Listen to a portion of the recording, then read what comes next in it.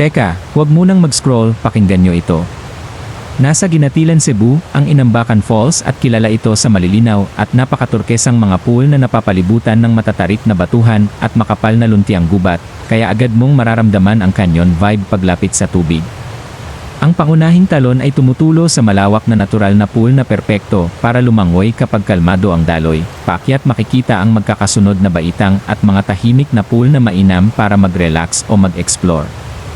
Sa maliwanag na araw kumikislap ang turkesa at nag-iba ang kulay depende sa liwanag, kaya maganda ang tanawin para sa malalawak at close-up na kuha kapag may tamang ilaw. Marami ring rock ledges at maliit na viewpoint na nagbibigay ng magagandang anggulo para sa cinematic shots at pagmumuni-muni habang pinapakinggan ang tunog ng tubig. Para sa kaligtasan, suriin ang kondisyon ng tubig bago lumangoy at iwasang mag-cliff jump kapag mataas o mabilis ang agos. Ang mga bato ay madulas at tumataas ang tubig kaya huwag magsugal. Magsuot ng matibay na sapatos, magbaon ng dry bag, tubig at magaang snacks, at siguraduhing nakasecure ang mahahalagang gamit. Sa Inambakan maraming pwedeng gawin, lumangoy sa pangunahing pool, maglakad pataas para hanapin ang tahimik na sulok, mag-relax sa batuhan, at kumuha ng malalawak at detalyadong larawan ng canyon walls at turkesa ng tubig. Kung magtatangkang mag-jump gawin lamang ito sa markadong lugar at may kasamang guide.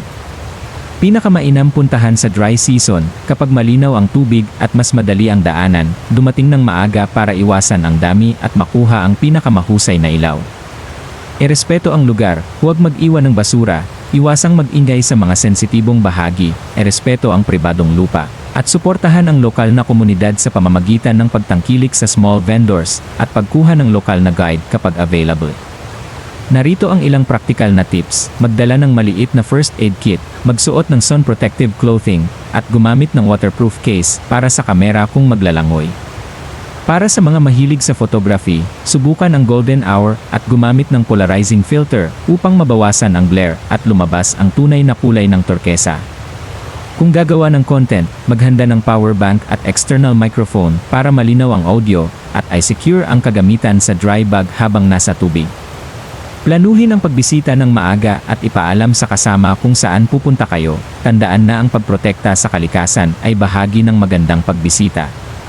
Maglaan ng buong araw para masulit ang karanasan at huwag magmadali. Sa mga may kasama, siguraduhing may nakabantay lalo na sa tubig.